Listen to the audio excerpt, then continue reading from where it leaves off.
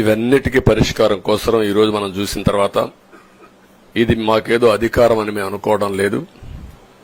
ఒక బాధ్యత.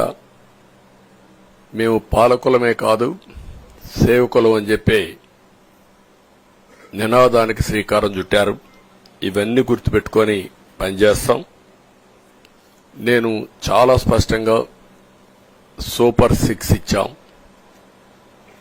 అదే మాదిరిగా ప్రజాగళం ఎన్నికల మేనిఫెస్టో ఇచ్చాం. ఇవన్నీ కూడా ప్రజల్లోకి బాగా వెళ్ళాయి. ఒక హోప్ క్రియేట్ అయింది. ఇవన్నిటి ఫలితాలే నిన్న వచ్చాయి.